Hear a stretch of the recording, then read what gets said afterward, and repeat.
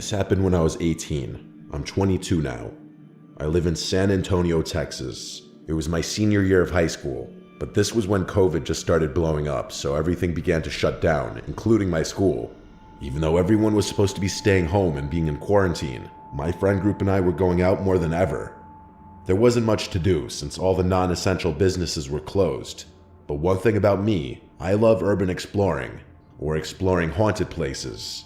To this day, I still do. I'm not one to scare easily. I've had a couple experiences with the homeless, cults, even had a gun pointed at me. But nothing compared to how odd and creepy this one instance I came across while exploring was. Moving forward, around this time, I started talking to a girl who I had a class with in high school. Her name was Clarissa. If it weren't for her matching my alibi of what happened this night, I'm sure none of my friends would have believed me. We were still kind of freshly dating, but I somehow convinced her to explore a wooded natural park at 3 a.m. here in San Antonio. The park is called OP Schnabel. It's relatively nice, safe, and very scenic during the day. But at night, it can be a dangerous place, and police usually roam the entrances to the area at night, keeping people away. In 2016, a 24-year-old woman named Lauren Bump was brutally murdered and stabbed over 20 times, and in 2021, a boy exploring the woods was shot. Clarissa and I get to the park around 3 a.m. It's super creepy and pitch black. The trees do a really good job at covering the moonlight.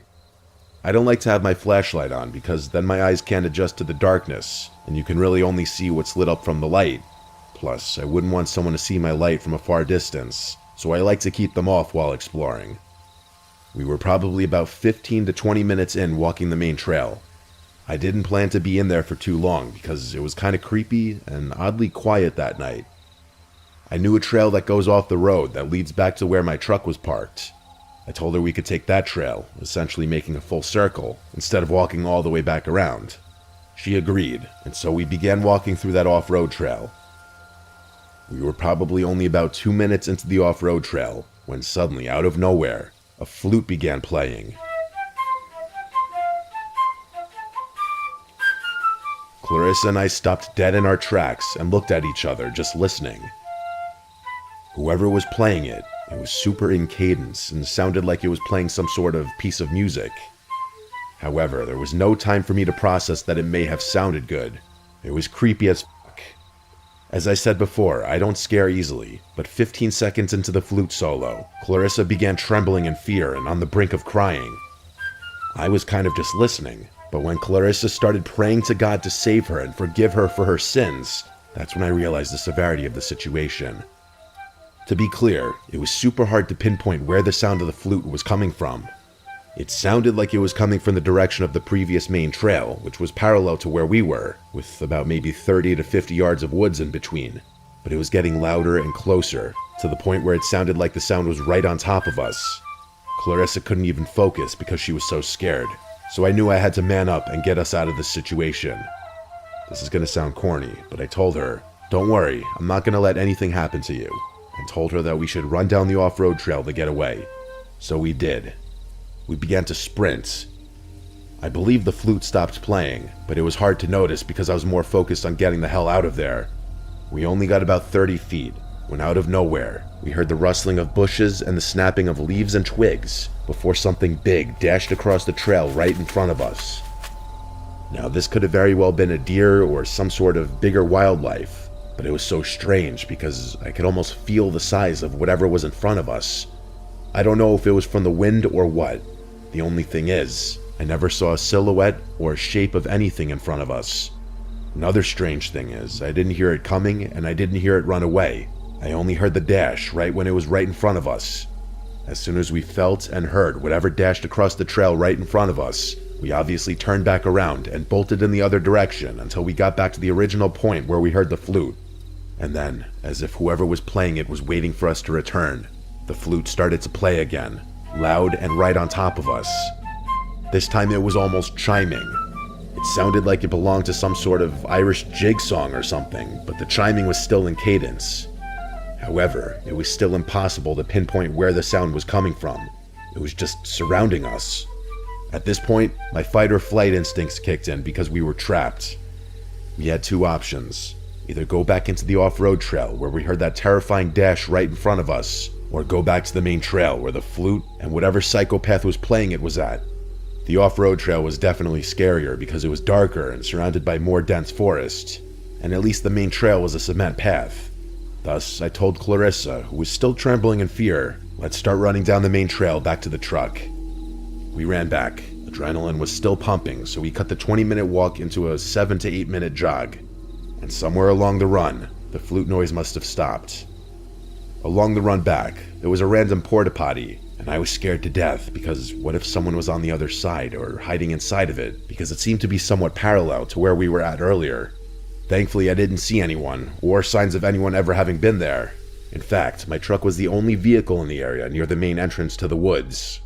We made it to the truck, and I sped far away from there. The next day, I told all my friends about it, and I looked all over the internet to see if anyone's ever come across anything like this.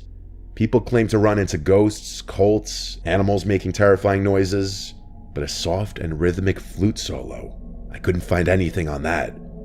Or maybe I just didn't look hard enough. I tried to figure out all the possibilities. There are some houses that eventually led into a neighborhood on the far edge of the woods, but those houses are at least a couple miles away, and we were fairly deep into the woods, so there's no way the sound could have traveled that far because I'm telling you, the flute was clear as day and it was 3 a.m. Obviously, I never found out who was playing that flute, or what dashed right in front of us. I actually kind of got chills writing the story. The more I think about it, it actually seems more paranormal rather than something scary on a tangible level. I don't know if it was a person, ghost, cult, or what. I'm really hoping someone might have a rational explanation. Either way, I never really went back to those woods at night. I still explored plenty of creepy places, but never really came across anything like that ever again.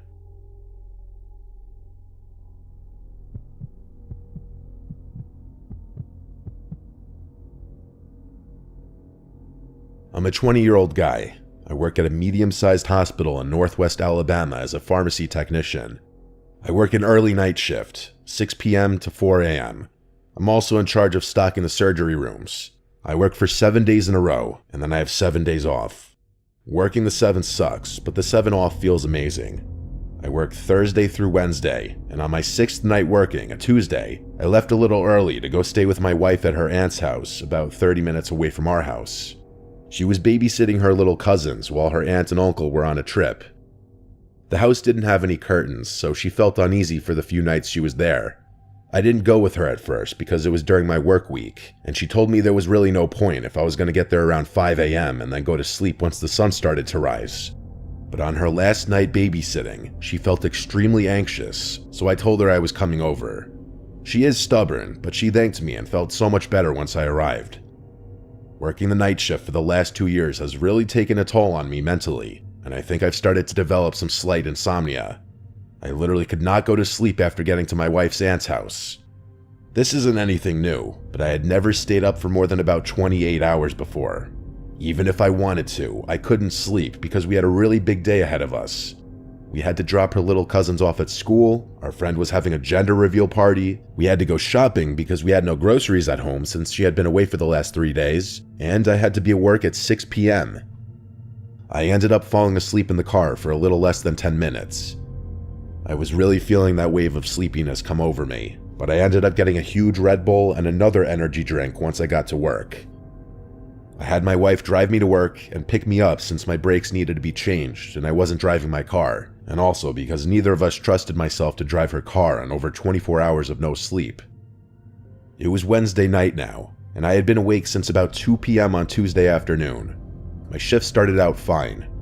If I could stay busy, that tired feeling wouldn't really get to me. I put in my earbuds and was listening to music as I was stocking the surgery rooms with their meds. It was a weeknight, so there were still some late surgeries finishing up, and housekeeping was cleaning up some operating rooms that had been used. It's not uncommon for surgery personnel to come into the room I was in and grab something that the room they were using may be out of, so I usually turn around and at least smile, and they smile back.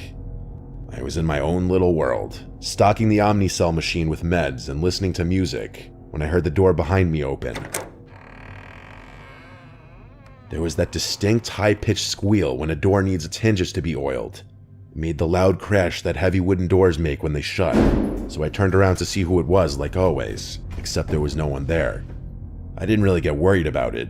Maybe they opened the door and saw I was in there and just decided to go to another room, so I continued on. As I pushed my cart to the next room, the light in this room was off. I opened the door, and I swear, I saw someone hunched over by the Omnicell machine, digging through the sharps bin. If you don't know what that is, it's a bin where you dispose of needles and vials after use instead of just putting them in a normal garbage can. Someone had already been caught doing this before in search of morphine and consequently was fired. I turned on the light and was going to ask what they were doing, but when I turned the light on, there was no one there. Okay, now I was starting to get a little creeped out. I didn't know the time frame of when you could start hallucinating after not sleeping for over 24 hours, so I just told myself I was probably seeing things and needed to just calm down. I finished up stocking surgery with no other occurrences and headed back to the pharmacy. At 2 a.m. every night,